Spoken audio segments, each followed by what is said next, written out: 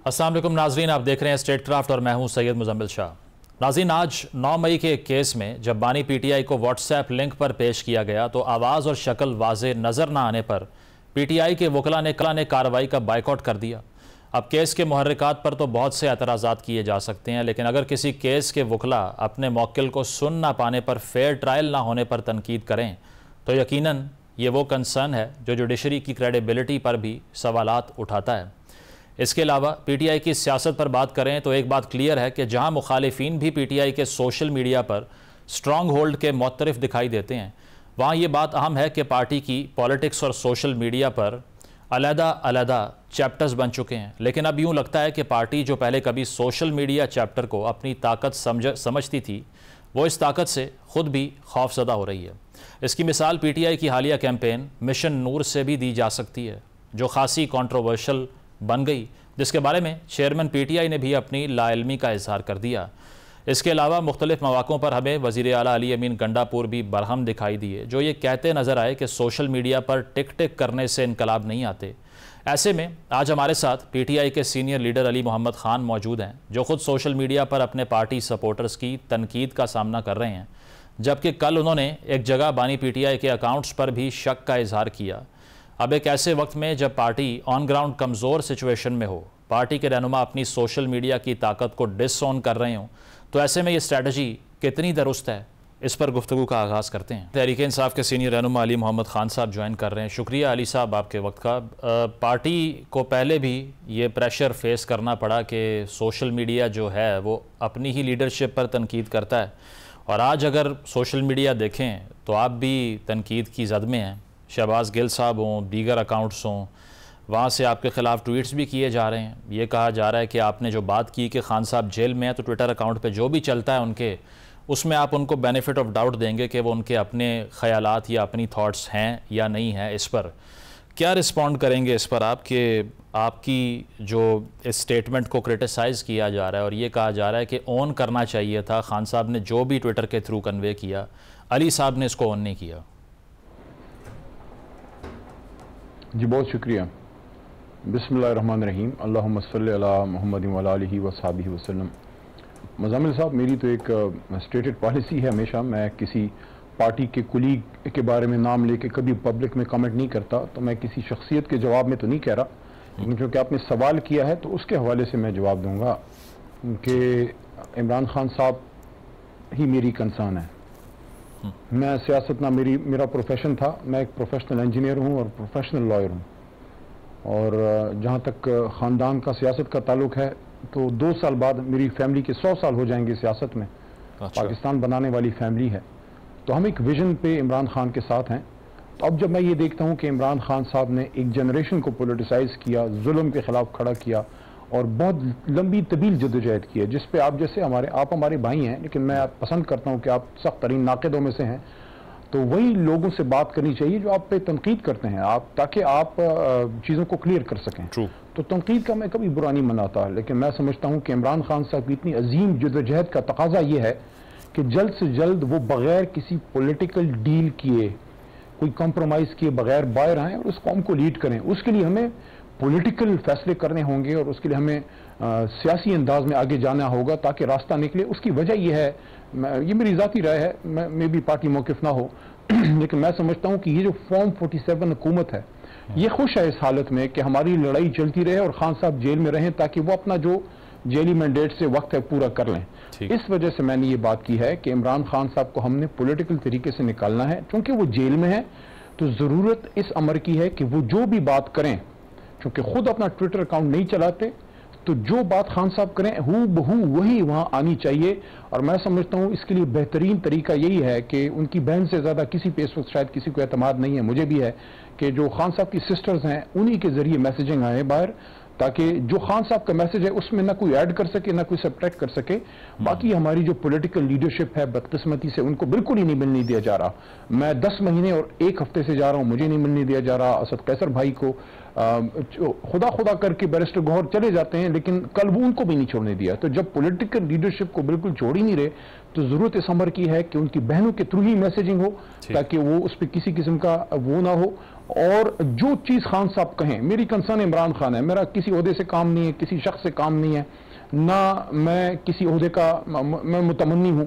میں صرف یہ کہتا ہوں کہ جو عمران خان کہتے ہیں اس میں پلس مائنس نہ ہو, ایگزیکٹلی وہی چیز آئے, اور اس لیے بہت احتیاط کی ضرورت ہے. میں نے احتیاط کی بات کی ہے, اگر کسی کو اس سے کوئی صدمہ ہے تو اللہ اس کو شفا دے. علی صاحب آپ کا مطلب یہ تھا, آپ کی انٹرپریٹیشن یہ تھی کہ آپ کو اس پہ شک ہے یا کنفرمیشن ہے ہی نہیں کہ جو بھی ان کے سوشل میڈیا سے کنوے ہو رہا ہے وہ ان کے الفاظ ہیں یا نہیں. اس پر کبھی بات نہیں ہوئی آپ کی خان صاحب سے personally, when ever you meet ہم, آپ نے یہ ریز نہیں کیا کہ یہ جو ٹویٹ ہو رہے ہیں یہ آپ کے ہیں یا کسی اور کے ہیں؟ نہیں, ٹویٹ تو خان صاحب ہی کے ہیں, اور ظاہر ہے ان کو جب یہ میسیجنگ باہر جاتی ہے تو مجھے تو نہیں علم کہ چینل کیا ہے, لیکن مجھے یقین ہے کہ سسٹرز کے تھرو ہی ہوگا, وہ لازماً اس کو چیک کرتی ہیں, اور اس کا تو سوال ہی پیدا نہیں ہوتا کہ کوئی غلط چیز بالکل ہی 100% ان کے نام سے چلا دے. لیکن ضرورت اس امر کی ضرور ہے کہ اس کو پارٹی لیڈرشپ, جو چیئرمین گوہر صاحب ہیں یا جنرل سیکرٹری صاحب جو سلمان راجہ صاحب ہیں, وہ یہ 2 ذمہ داران خان صاحب نے ہمیں دیے ہوئے ہیں, اور دوسری ان کی سسٹرز, وہ اس پہ ضرور دیکھیں کہ جو خان صاحب کہتے ہیں وہی آئے. اور میرے خیال میں ابھی تک آتا بھی رہا ہے, میرا نہیں خیال کہ کوئی چیز ایسی آئی ہوگی, کیونکہ اگر آتی تو لازماً ان کی سسٹرز یا گوہر صاحب یا راجہ صاحب اس کو چیک کرتے. لیکن ان حالات میں جب ہر طرف سے کنفیوژن ہے, ہر طرف سے شک ہے, ایک میڈیا وار خان صاحب کے خلاف چل رہی ہے, تو ضرور اس امر کی ہے کہ عمران خان صاحب کی گفتگو 100% آئے, اور وہ میرے خیال میں آتی بھی رہی ہے. لیکن ہمیں آگے بہت احتیاط کرنی ہے, کیونکہ ہر طرف سے عمران خان صاحب پہ, تحریک انصاف کی لیڈرشپ پہ, ان کی سسٹرز پہ ایک میڈیا وار چل رہی ہے, سوشل میڈیا وار چل رہی ہے, فیک نیوز چلتی ہیں, اس لیے میں نے یہ بات کی. علی صاحب, اس چیز کو اب ریئلائز کرتی ہے پی ٹی آئی کی لیڈرشپ انکلوڈنگ یور سیلف کہ جو اسٹرینتھ تھی تحریک انصاف کی وہ یہی سوشل میڈیا تھا, آبویسلی یہیں پر نیریٹو بنا, ایک آلٹرنیٹیو ڈسکورس پیدا ہوا, لیکن وہ کہتے ہیں نا, you live by the gun, you die by the gun as well. 2 دھاری تلوار یہ بن چکی ہے. اس کی وجہ یہ ہے کہ جو اسٹرینتھ تھی آپ کی اسی کے ذریعے اب تنقید کا نشانہ پوری لیڈرشپ بن رہی ہے, سوائے 3-4 شخصیات کے جو جیل میں ہیں, کسی کو بھی نہیں چھوڑ رہا سوشل میڈیا آپ کا. Now do you realise finally کہ اس میں مسئلہ ہے, اس کو ریفارم کرنا پڑے گا, یہ پولیٹیکل ایٹیچیوڈ نہیں ہے؟ دیکھیں, کچھ سیگمنٹس یہ ضرور ہو سکتے ہیں, کچھ تھوڑا سا سیگمنٹ ہوگا جو کسی پروپیگنڈا یا کسی شخصیت کے کہنے پہ کسی کو اٹیک کرے گا, لیکن 99% of P T I social media, میں لفظ یوز کر رہا ہوں 99%, وہ انڈیجنس ہے, وہ پاکستان سے, عمران خان سے محبت کرتے ہیں. اگر کوئی تنقید وہ کرتے ہیں, ہمیں برداشت کرنا چاہیے. اگر آپ سیاست میں ہیں, آپ کو برداشت سیکھنا ہوگا. آپ گالی کا جواب گالی سے نہ دیں, کوئی پازیٹیو بات ہو تنقید کا جواب بے شک اچھے طریقے سے دیں, ورنہ نہ دیں, خیر ہے. لیکن اگر آپ پبلک لائف میں ہیں اور آپ تنقید برداشت نہیں کر سکتے, بہتر پھر اپنا بزنس کھول لیں. ایک چیز میں کہوں گا سب سیلیبریٹیز کو, جو کہ بہت بڑے لوگ ہیں, ہم تو ورکر ہیں, یا پولیٹیکل لیڈرشپ کو, کبھی کسی کو بلاک نہ کریں, کبھی کسی کا میسج ڈیلیٹ نہ کریں. جو گالی دیتا ہے اس کو بھی دعا دیں, جو اچھی تجویز دیتا ہے اس پہ عمل کریں اور آگے بڑھیں. لمبے منزلوں کے مسافر کبھی چھوٹی چھوٹی لڑائیوں میں نہیں پڑتے. اچھا علی صاحب, یہ مسئلہ یہ ہے نا تنقید والی جو آپ بات کر رہے ہیں, ایک ایٹیچیوڈ یہ جس طرح آپ نے یہ ٹویٹر کے حوالے سے بات کی, اب اس کا جواب نہیں دیا جاتا. ایک ہی بات آتی ہے سامنے سے, وہ یہ کہ کسی نے ضمیر بیچ دیا, کوئی بک گیا, کیونکہ اپنے دماغ سے تو یہ بات ہو ہی نہیں سکتی. تو یہ بہت پرابلمٹک چیز نہیں ہے کہ کرٹیسزم کو ریسیو ہی نہیں کرنا آتا کسی کو, تھوڑی سی تنقید دیکھ کے کریڈیبلٹی پہ حملہ کر دیتے ہیں؟ دیکھیں, وہ تو پولیٹیکل گرومنگ کی بات ہے. میرا تو ہمیشہ سے 2013 سے جب سے میں ایم این اے بنا ہوں, میں مشکل سے مشکل اینکر کے پاس گیا ہوں. میں نے سخت سے سخت بات کا جواب دیا ہے, اور میں پریفر کرتا ہوں کہ جو ہمارے سخت سے سخت ناقد ہیں, میں ان کے پروگرام میں بھی کبھی انکار نہیں کرتا. جو فیوریبل ہیں ان کے پاس تو سب چلے جاتے ہیں, میں بھی جاتا ہوں. لیکن میں کسی اور کا نام نہیں لیتا, لیکن آپ کا بسد احترام, کیونکہ آپ کو میں نے دیکھا ہے کہ آپ نون لیگ, پیپلز پارٹی, آپ سب کی اسٹیبلشمنٹ, سب کی کرٹیسزم کرتے ہیں. تو اور بھی بڑے نام ہیں, اوائڈ نہیں کرنا چاہیے. اگر کوئی آپ کے خلاف بات کر رہا ہے, میں تو پارٹی میں بھی سجیشن دی ہے, کل پرسوں بھی دی ہے. میں نے ان کو یہ سجیسٹ کیا ہے کہ اگر آپ دیکھیں بہت وقت گزر گیا ہے, 9 مئی کو بھی ہو گیا ہے, سیاست میں ہماری 3 دہائیاں ہو رہی ہیں. میں نے تجویز یہ دی ہے کہ جو آپ کا سخت سے سخت اینکر ہے, ناقد ہے, اس کو بائیکاٹ نہ کریں, وہاں جا کے اس سے دلیل سے جواب دیں اور اسے پوچھیں بھی آپ کا کیا مسئلہ ہے. اگر تنقید کر رہا ہے اس کا جواب دیں, اگر اس کو کوئی غلط فہمی ہے اس کو کلیئر کر دیں. بائیکاٹ کرنا, भाग जाना, छोड़ जाना, न आना हल नहीं है. You face it. सही. That's what I have learned in life from Imran Khan. Face it. Wait till the last ball. ठीक है. और अगर आखिरी बॉल तक ना खेलते, मैं तो नहीं था, अल्लाह ने करवाया मेरे से, मैं किसी काबिल नहीं हूं, लेकिन आखिरी रात अगर फाइट ना होती, ये तहरीक खड़ी होती. आप आखिरी बॉल तक खेलते हैं, यही हमें इमरान खान साहब ने सिखाया है. ठीक है. अब अगर पार्टी पॉलिटिक्स पे आ जाएं, 27 सितंबर को पेशावर जलसे का ऐलान होता है. पार्टी ये कह रही है कि खान साहब की रिहाई के लिए संगे मील होगा. ये पेशावर में जलसा करना कैसे होगा संगे मील, क्योंकि अब गंडापुर साहब कह रहे हैं 1 करोड़ लोग हम लेके आएंगे. पख्तूनख्वा में रजिस्टर्ड वोटर्स टोटल 2 करोड़ हैं. तो ये संजीदा बात तो नहीं लग रही कि 1 करोड़ लोग आ जाएंगे और रिहाई हो जाएगी और सब कुछ होगा भी पेशावर में, जबकि मसला तो पंजाब का है, मसला वफाक का है. लेकिन शो ऑफ पावर होनी है, ताकत तो अल्लाह की है, लेकिन ज़मीन पे जिसके साथ अवाम है उसी के पास अल्लाह की दी हुई ताकत है. ठीक है, आपने फॉर्म 47 से हमसे हमारा वोट जो है वो नतीजा छीन लिया, लेकिन अवाम को कैसे छीनेंगे? लोगों के दिलों से इमरान खान साहब को कैसे निकालेंगे?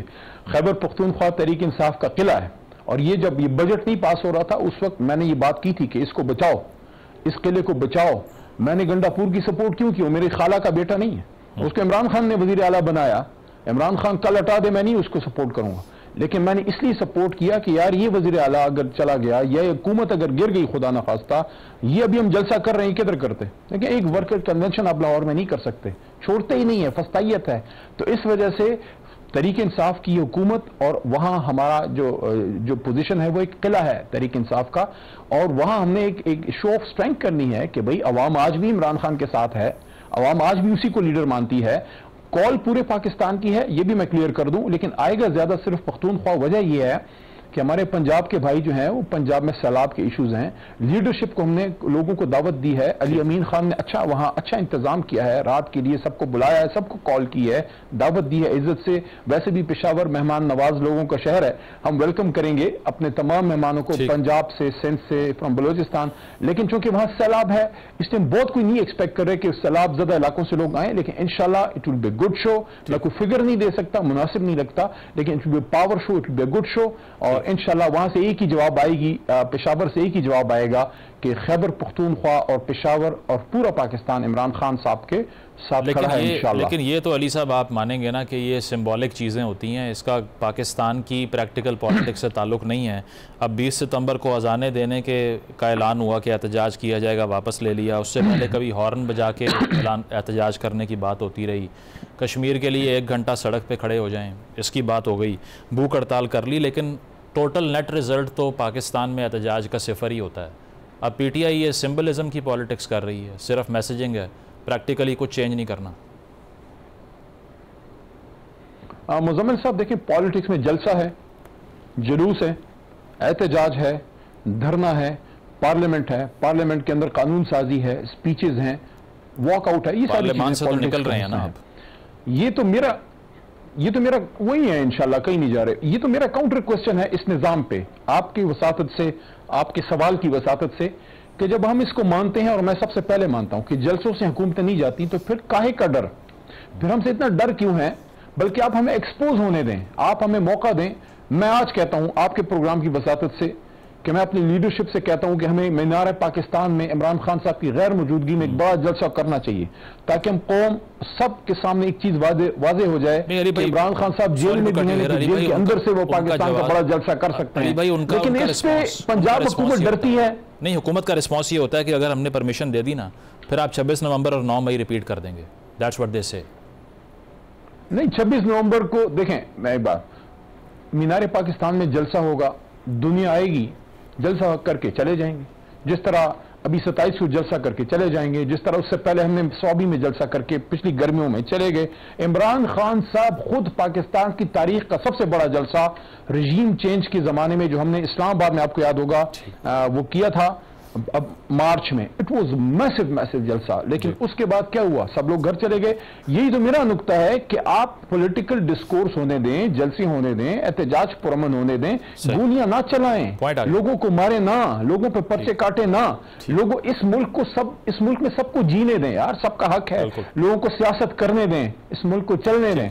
نہ ڈریں، کچھ نہیں ہوتا۔ اب آپ نے فارم 47 کا بھی دوبارہ سے ذکر کیا، سبھی کرتے ہیں پی ٹی آئی میں، لیکن یہ اگر انٹرنیشنل سینیریو کی بات کریں، یہ حیران کن چیز نہیں ہے آپ کے لیے بھی کہ سعودی عربیہ سے جو جوائنٹ ڈیفنس پیکٹ ہو گیا، ایک وہ دور تھا کہ آپ کی گورنمنٹ کے جو تعلقات تھے اتنے خراب ہو گئے کہ شاہ محمود صاحب نے کہا کہ اب ہمیں سعودی عربیہ کے بغیر آگے بڑھنا ہے، اور پبلک میں بیانات دینا شروع ہو گئے، اور آج ایک یہ دور ہے کہ وہ انڈیا کی ٹریڈ کو اوائڈ کر کے ایک پیکٹ سائن کر رہے ہیں کہ آپ پہ حملہ، ہمارے اوپر حملہ ہے، اور پی ٹی آئی بھی انڈورس کر رہی ہے کہ اچھا اقدام ہے۔ تو جس حکومت سے آپ کو توقع یہ تھی کہ یہ مینڈیٹ کے بغیر آئی ہے، یہ تو بیساکھیوں پر گر جائے گی، وہ تو سرپرائز کرتی جا رہی ہے۔ دیکھیں، آج خان صاحب نے اس کو اپریشیٹ کیا ہے، اون کیا ہے۔ سعودی عرب کے ساتھ ہمارا تعلق حکومت پہ بیس نہیں ہے، حکومتیں آتی جاتی ہیں، لوگ آتے جاتے ہیں، وہ ذرا آتے جاتے ہیں، لیکن ریاستیں رہتی ہیں۔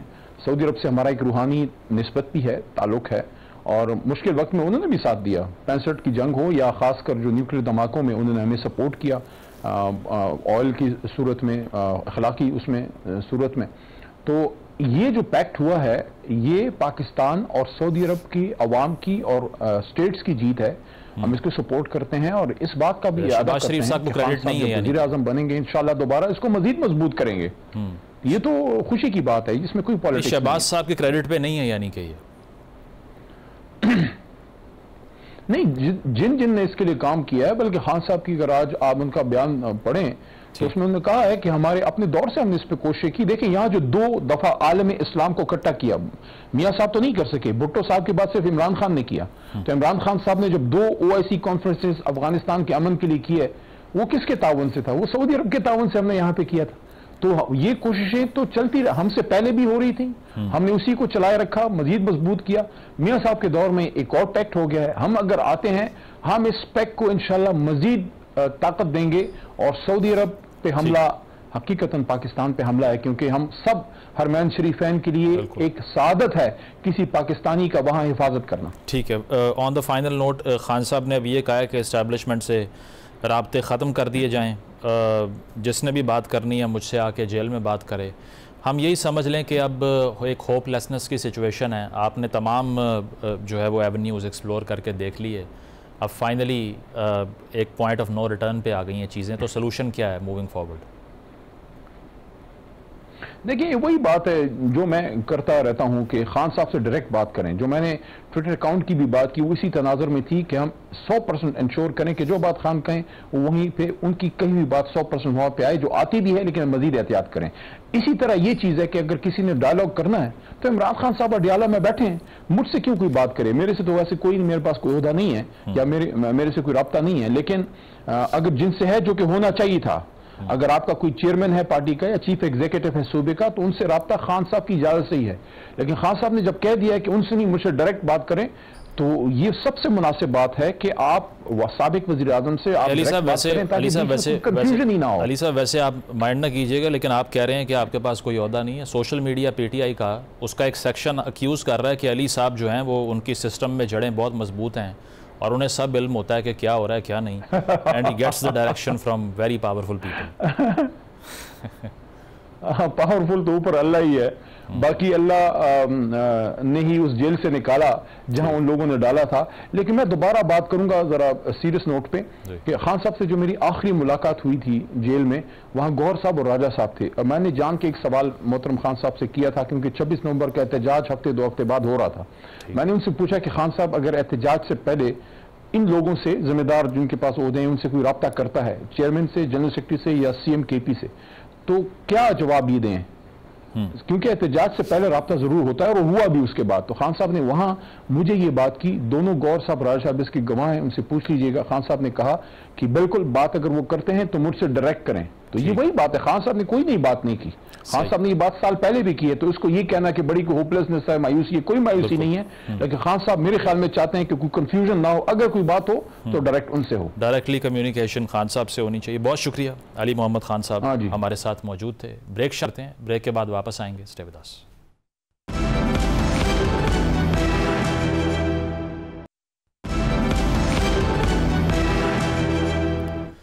ویلکم بیک ناظرین. اب سے کچھ گھنٹے بعد امریکی صدر ڈونلڈ ٹرمپ اور مختلف اسلامی ممالک کے سربراہان کی ایک ملاقات ہونے جا رہی ہے، جس کی اہمیت اس لیے کافی زیادہ ہے کہ اس کے بارے میں خیال کیا جا رہا ہے کہ شاید ملاقات کے اختتام پر غزہ کے مستقبل کے حوالے سے کچھ اہم اعلانات کیے جائیں گے. اس ملاقات میں جن ممالک کے سربراہان کی صدر ٹرمپ سے ملاقات ہو رہی ہے، ان میں سعودی عرب، UAE، قطر، مصر، ترکی، اردن، انڈونیشیا اور پاکستان شامل ہیں. اب اس حوالے سے یہ قیاس آرائیاں بھی کی جا رہی ہیں کہ شاید اس ملاقات میں ڈونلڈ ٹرمپ غزہ کے حوالے سے کوئی مجوزہ منصوبہ پیش کریں گے. اب یہ منصوبہ کیا ہوگا، اس کے بارے میں کچھ تجزیہ نگاروں کا خیال یہ ہے کہ شاید آنے والے دنوں میں حماس کو مائنس کر کے فلسطینی اتھارٹی کو محدود کردار دینے پر غور کیا جائے گا، یا پھر ڈونلڈ ٹرمپ کا اپنا ایک منصوبہ جس کے مطابق امریکہ نے غزہ کی پٹی پر کنٹرول حاصل کرنا تھا، اس کے لیے کوئی پلان پیش کیا جائے گا. لیکن یہاں پر یہ توقع لگانا غلط ہے کہ اجلاس میں امریکہ فلسطینی ریاست کو تسلیم کرنے کی طرف آئے، کیونکہ امریکہ فلسطینی ریاست کے قیام کی مخالفت میں جتنا آگے بڑھ چکا ہے، اس کے لیے خود کی پالیسیز کو ریورس کرنا مشکل ہوگا. سلامتی کونسل میں امریکہ 6 بار ایسی قراردادوں کو مسترد کر چکا ہے جس میں غزہ کے حوالے سے جنگ بندی یا انسانی صورتحال کی بات کی گئی تھی، جس سے یہ اندازہ لگانا مشکل نہیں ہے کہ امریکہ اپنی تمام تر پاور کے ساتھ اسرائیل کے ساتھ کھڑا ہے. خیر، اب ہمیں دیکھنا پڑے گا کہ اس اجلاس سے کیا نکلتا ہے. لیکن ایک اور اہم موضوع جس پر ہم نے کل بھی گفتگو کی تھی وہ بگرام ایئر بیس کے حوالے سے ہے. امریکی صدر ٹرمپ بگرام ایئر بیس کو واپس لینے میں خاصی دلچسپی دکھا رہے ہیں. اس کی وجہ یہ بتاتے ہیں کہ یہ بیس چین کے جوہری ہتھیار بنانے کے مرکز سے 1 گھنٹے کی دوری پر ہے. اب اس سے تو یوں لگتا ہے کہ امریکہ چین کو کاؤنٹر کرنے کے لیے اس ایئر بیس کا کنٹرول اپنے پاس واپس لینا چاہتا ہے. اس وقت امریکہ کی چین کے نزدیک جو سب سے قریبی بیس ہے وہ فلپائن کی ہے، جس سے چین کا فاصلہ تقریباً 4,500 کلومیٹر ہے، جبکہ بگرام ایئر بیس چین سے تقریباً 500 کلومیٹر دور ہے. اس کے علاوہ امریکہ شاید منرلز کے لیے بھی افغانستان کی طرف دیکھے، جن کے بارے میں خیال کیا جا رہا ہے کہ ان کی مالیت بھی اربوں ڈالرز میں ہے، اور چین نے بھی انہی معدنیات کے لیے افغانستان میں سرمایہ کاری کا اعلان کر رکھا ہے. اب یہاں سوال یہ پیدا ہوتا ہے کہ کیا طالبان گورنمنٹ، جو ابھی تک تو سخت ری ایکشن دے رہی ہے، کیا کسی کمپرومائزنگ سچویشن میں جا سکتی ہے، اور کیا امریکہ کے پاس بگرام ایئر بیس طاقت کے ذریعے ہی حاصل کرنے کا راستہ موجود ہے، یا پھر وہ طالبان حکومت کو کچھ اور آپشنز بھی دے سکتے ہیں جن میں طالبان حکومت کو تسلیم کرنا یا کوئی بڑا مالیاتی پیکج بھی ممکن ہے. ان تمام موضوعات پر گفتگو کا آغاز کرتے ہیں. شجاع نواز صاحب ہمیں جوائن کر رہے ہیں، ایکسپرٹ ہیں انٹرنیشنل افیئرز کے. بہت شکریہ آپ کے وقت کا. شجاع صاحب، یہ بتائیے گا، ڈونلڈ ٹرمپ کی جو آج ملاقات ہوگی عرب اور مسلم نیشنز کے جو رہنما ہیں ان سے، کیا ایکسپیکٹیشن ہے آپ کی؟ کیونکہ اگر ریسنٹ سینیریو کی ہم بات کریں تو بہت سی ریاستیں جو مغرب میں واقع ہیں ان کی طرف سے پیلسٹینین سٹیٹ کو ریکگنائز کیا جانا، جس میں برٹن ہے، فرانس ہے، کینیڈا ہے، سرپرائزنگ تھا آپ کے لیے؟ کیونکہ بیلفر ڈکلریشن سے لے کے اب تک کا سفر جو 1 صدی کا ہے، پہلے پیلسٹینین ٹیریٹری کے اوپر ایک سٹیٹ بنوانے کے لیے جو ریاستیں کردار ادا کر رہی تھیں وہ آج فلسطین کی ریاست کو تسلیم کر رہی ہیں. امریکہ کیسے رسپونڈ کرے گا اس کو؟ امریکہ کا جواب آپ نے پہلے بھی سنا ہوا ہے، اور وہی ہوگا کہ وہ اسرائیل کے حامی ہے اور وہ غیر جانبدار کردار نہیں ادا کر سکتے اس غزہ کی جنگ میں. اور یہ میں سمجھتا ہوں کہ مسلمان ممالک کو خاص طور پہ یہ سمجھنا چاہیے، کیونکہ ان کے اپنے بھی تعلقات ہیں امریکہ کے ساتھ جنہوں نے ان کو باندھا ہوا ہے اور روکا ہوا ہے کہ وہ کھل کے ایسے فیصلے کریں جو کہ فلسطین کو وجود میں لائے. تو شجاع صاحب، اس پر جو ہم دیکھ رہے ہیں، جیسے ایمینول میخواہ نے بہت ایکٹیوزم کیا اس کاز کے لیے، انہوں نے ریپیٹڈلی سپیچز کی، انٹرویوز دیے پیلسطین کاز کے لیے، تو یورپ نے جو چیز ریئلائز کر لی ہے یا برٹن نے کر لی ہے، یہ کیسے پاسبل ہوا ہے؟ کیونکہ مغربی دنیا کا حصہ تو وہ بھی ہیں، تو امریکہ کیوں نہیں بریک فری کر سکتا اس انفلوئنس سے، جس سے فرانس کر گیا، کینیڈا کر گیا، برٹن کر گیا؟ اس پورے مسئلے کے 3 پہلو ہیں. اگر آپ مجھے اجازت دیں تو میں تینوں پہ کچھ ذکر کروں. ایک تو مسلمان ممالک ہیں، ان کا رد عمل. دوسرا فلسطین اور اسرائیل جو کہ اس خطے میں موجود ہیں. اور تیسرا بین الاقوامی ممالک اور قوتیں جن کا آپ نے بھی ذکر کیا. اور میں سمجھتا ہوں کہ ہمیں فلسطین کے جو لیڈرز ہیں، اصلی لیڈرز، یہ نہیں کہ جو نقلی لیڈرز الیکٹ ہوئے اور اس کے بعد پھر بیٹھے رہے اپنی پوزیشن میں، لیکن اصلی لیڈرز مثلا مصطفیٰ برغوثی جو کہ موجد تھے پیلسٹائن نیشنل انیشیٹو کے، اور جو رام اللہ میں رہتے ہیں، فلسطین میں رہتے ہیں، اور وہ کھل کے بولتے ہیں. انہوں نے کہا کہ کھوکھلی علامت جو ہے یہ اس سے کام نہیں چلے گا، مثبت ایکشن لینا پڑے گا، اور جب تک وہ ایکشن نہیں ہوتا ان تمام ریکگنیشن کی سٹیٹمنٹس جو ہیں ان کا کچھ فائدہ نہیں ہوگا. اور اب آپ کو پتہ ہے کہ 150 سے زیادہ ممالک نے فلسطین کو ریکگنائز کر لیا ہے، لیکن جو پولز ہیں اسرائیل اور فلسطین میں، دونوں کی آبادیاں اب سپورٹ نہیں کرتی 2 اسٹیٹ سولوشن، اس لیے کہ وہ 2 اسٹیٹ کا جو نقشہ تھا وہ تبدیل کر دیا اسرائیل نے. آپ نے پوچھا کہ یہ کیا تبدیلی آئے گی امریکہ میں اور دوسرے بڑے ممالک میں. آج کی جو خبر ہے کہ اٹلی میں کل ہڑتال ہوئی اور مظاہرے ہوئے اس کے سپورٹ میں. ایک بہت اہم خبر یہ تھی کہ امریکہ میں ڈیموکریٹک پارٹی کے سپورٹرز، لیڈرشپ نہیں، لیڈرشپ ابھی تک اسرائیل کے ساتھ ہے، ڈیموکریٹک سپورٹرز جو ہیں وہ اب اسرائیل کے خلاف ہو رہے ہیں، اور یہ اسرائیل نے اس پہ کافی غور و فکر شروع کر دیا ہے کہ کس طرح ان کو واپس لایا جائے، کیونکہ پولیٹیشینز کو تو وہ خرید سکتے ہیں، بالکل، اور خریدتے بھی ہیں مختلف طریقوں سے، لیکن اب عام جو رینک اینڈ فائل ممبر ہے ڈیموکریٹک پارٹی کا، اس کو کس طرح وہ واپس لائیں گے اپنے فولڈ میں. تو یہ مختلف پہلو ہے.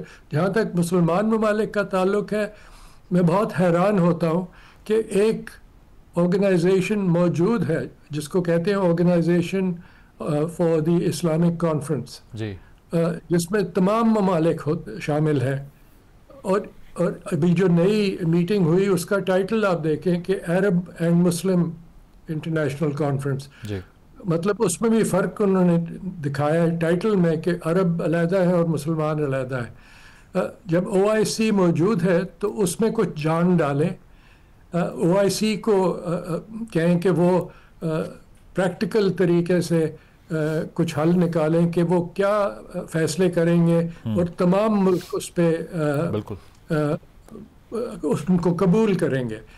مثلا یہ کہ UAE جو کہ ابھی تک جن کا ٹریڈ اور دوسری ریلیشن شپ ہے اسرائیل کے ساتھ، وہ اس کو کینسل کریں گے، یا ایبراہم اکارڈز کو رد کریں گے. یہ سب چیزیں ابھی تک سامنے نہیں آئی، تو یہ ابھی تک بات چیت ہی ہے، اور میں سمجھتا ہوں کہ کھوکھلا ایک قسم کی علامت ہے. بالکل، یہ سمبولک ریکگنیشن آپ کہہ رہے ہیں، لیکن اس کے ساتھ ساتھ جو اب ڈونلڈ ٹرمپ کی جو انٹینشن ہے فی الوقت، وہ یہ کہنا چاہتے ہیں، امریکن میڈیا بھی اس کو رپورٹ کر رہا ہے کہ جو عرب اور مسلم نیشنز ہیں وہ فوج بھیجنے پہ آمادہ ہو جائے تاکہ اسرائیل کا وہاں سے ان کی فوجوں کو ایویکویٹ کروایا جا سکے، یا پھر وہ اکارڈنگ ٹو امریکہ کوئی ایسی لیڈرشپ ہو جن کو کنٹرول مل جائے جس میں حماس کا کم سے کم سٹیک نہ ہو. تو ان دونوں میں سے کوئی سلوشن ہو سکتا ہے؟ آپ کو لگتا ہے امریکہ جس کی طرف جانا چاہے گا، انسسٹ کرے گا؟ میں سمجھتا ہوں کہ یہ سلوشن جو ہوگی یہ فلسطین سے نکلے گی، اور ابھی جو رپورٹس یہ بھی آئی ہیں کہ مصر 10,000 کی فوج تیار کر رہا ہے فلسطینیوں کی، جو کہ پیلسٹینین اتھارٹی کے ماتحت ہوگی، اور جو کہ غزہ میں سیکیورٹی کا خیال رکھے گی. لیکن غزہ کی جو آبادی ہے وہ PLA کو رد کر چکی ہے کافی عرصہ جب الیکشن ہوئی. اور الیکشنز کی اگر بات کریں تو فلسطین میں خود الیکشن نہیں ہوئی. محمود عباس جو ہیں وہ بیٹھے ہوئے ہیں 2006 سے یا 2008 سے، ابھی تک کوئی الیکشن کا موقع نہیں ملا کسی اور کو آگے آنے کا. جو زیادہ تر آبادی ہے غزہ کی خاص طور پہ، تقریباً 75% آبادی جو اس وقت ہے وہ سب جوان لوگ ہیں، اور انہوں نے اپنی زندگی میں الیکشن میں حصہ نہیں لیا.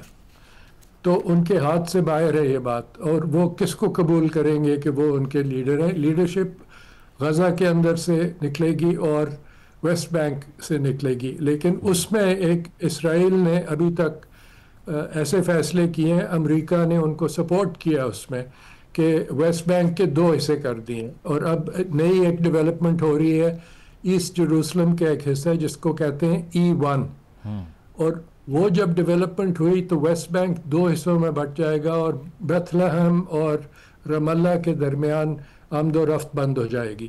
تو اسرائیل جو ہے وہ ویسٹ بینک کا نقشہ ہی تبدیل کرنا چاہ رہا ہے، اور امریکہ نے ابھی تک اس کے خلاف کوئی فیصلہ نہیں کیا۔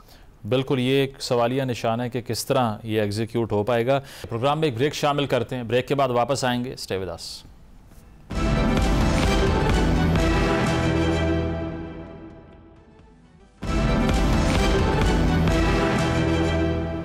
ویلکم بیک ناظرین، ڈسکشن کو کنٹینیو کرتے ہیں۔ دیگر ایشوز کی اگر بات کریں امریکن فارن پالیسی کی، تو بگرام ایئر بیس میں دوبارہ سے انٹرسٹ ڈیولپ ہو گیا۔ ڈونلڈ ٹرمپ جو ہیں وہ تھریٹننگ ٹون کا استعمال کر رہے ہیں، وہ یہ کہہ رہے ہیں کہ چائنا کے جو نیوکلیئر ایسٹس ہیں ان سے 1 گھنٹے کے فاصلے پر ہے بگرام ایئر بیس، اسی لیے ہمیں یہاں پریزنس دوبارہ سے دی جائے۔ آپ کو لگتا ہے کہ طالبان گورنمنٹ جو کرنٹلی ہے وہ کسی آفر کے بدلے میں، ریسیپروکیشن میں اس پر آمادہ ہو جائے گی، یا پھر امریکہ کو طاقت کا استعمال کرنا پڑے گا؟ میرے نزدیک امریکہ نے طاقت کا استعمال کیا عراق پہ، پھر افغانستان، پہلے افغانستان پہ، پھر عراق پہ، اور اس کا کچھ فائدہ نہیں ہوا اور بالکل بیکار نکلے۔ تو بوٹس آن دا گراؤنڈ جو امریکہ میں ٹرم استعمال کی جاتی ہے، اس کا کچھ فائدہ نہیں ہوگا، اور میں سمجھتا ہوں کہ اگلے 10 سال تک پھر ایک نئی جنگ ہوگی۔ صدر ٹرمپ کے لیے سب سے بہتر طریقہ وہی ہے جو انہوں نے مجھے لگتا ہے کہ شروع کیا ہے۔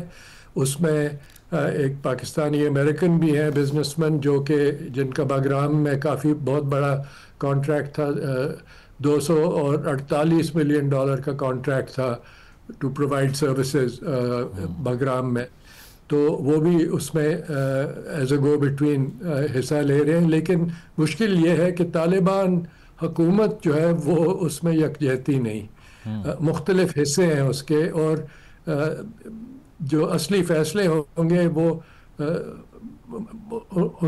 دیکھنا ہوگا کہ کس سے وہ بات چیت کر رہے ہیں، آیا سراج حقانی سے بات کر رہے ہیں یا کسی اور سے بات کر رہے ہیں۔ اور سب سے بڑی جو امریکہ کے پاس لیوریج ہے وہ ہے جو $9 بلین افغانستان کے انٹرنیشنل ریزروز، جو کہ بہت بڑے ریزروز ہیں اس چھوٹے سے ملک کے لیے۔ پاکستان کے مقابلے میں آپ دیکھیں کہ پاکستان کے 13 بلین ریزروز ہیں، اور آبادی کتنی بڑی ہے۔ تو 9 بلین ریزروز جو ہیں وہ 7 بلین امریکہ کے ہاتھ میں اور 2 بلین دوسرے ممالک میں۔ تو وہ ایک قسم کی انٹائسمنٹ ہوگی افغانستان کو کہ آپ کو ہم وہ پیسے دے دیں گے اگر آپ ہمارے سے بات چیت کریں، اور باگرام آپ کا ہوگا، لیکن ہم وہاں پہ مقیم ہوں گے اور وہ فیصلہ کر سکتے ہیں کہ 20 سال 25 سال 100 سال جس طرح ریکگنائز بھی کر سکتے ہیں طالبان کی رجیم کو اس کے بالکل بالکل بالکل۔ آپ نے دیکھا ہوگا کہ جو ان کے special presidential envoy for hostage affairs اسپیہا، وہ 2 دفعہ افغانستان گئے ہیں، اور انہوں نے ایک امریکن کو وہاں سے نکالا ہے، تو بات چیت جاری ہے۔ باگرام کے بارے میں آپ کو بتاؤں کہ کتنا اہم ہے وہ، کہ وہ صرف ایئرپورٹ نہیں، وہ ایک پورا شہر ہے، اور اس میں ہر قسم کی فیسلٹی ہے، اور اس کی جو رن ویز ہیں وہ B-52 بامرز کے لیے بنائی گئی ہیں۔ تو وہاں پہ فیسلٹیز جو ہیں وہ اس سے امریکہ پورے علاقے پہ نظر رکھ سکتا ہے۔ ٹھیک ہے، on the final note I have the last minute, یہ جو پاکستان اور سعودی عرب کے درمیان دفاعی معاہدہ ہوا ہے، آپ کو لگتا ہے امریکن سیکیورٹی گارنٹیز کا جو فیلئر ہوا قطر میں اٹیکس ہوئے، اس کا رزلٹ ہے کہ سعودی عربیہ نے اب آلٹرنیٹیو تلاش کیا، یا پھر یہ پاکستان کی جو حکومت ہے اس کی پرسویشن ہے صرف؟ اس کو ابھی تک ہمیں سمجھنا پڑے گا کہ اس کے پریکٹیکل امپلیکیشنز کیا ہیں۔ آیا پاکستان سعودی عرب کے ساتھ اپنے نیوکلیئر اثاثات شیئر کریں گے؟ کیونکہ اگر شیئر کیا تو وہ نان پرولیفریشن ٹریٹی کے خلاف جائیں گے. سائن تو ہم نے کیا نہیں. جی این پی ٹی سائن تو نہیں کیا ہم نے ویسے.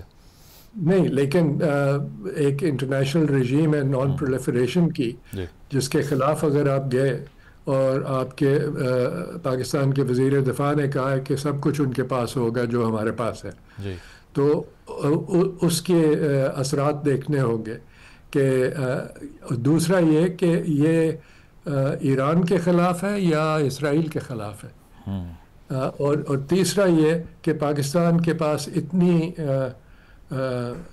مین پاور ہے اور ریسورسز ہیں کہ وہ سعودی عرب کو بھی بچا سکے اور اسرائیل کے خلاف بھی پروٹیکشن دے سکے اور ایران کے خلاف بھی پروٹیکشن دے سکے. اور اگر سعودی نے کہا کہ یمن میں ہمیں مدد کریں تو وہاں بھی مدد کر سکیں. یہ کافی مشکل سوالات ہیں، ان کے جواب ابھی تک ہمیں اس کے جو آبجیکٹیوز ہیں وہ گریجولی کلیئر ہوں گے. بہت شکریہ شجاع نواز صاحب ہمارے ساتھ موجود تھے. بریک کرتے ہیں، بریک کے بعد واپس آئیں گے. Stay with us.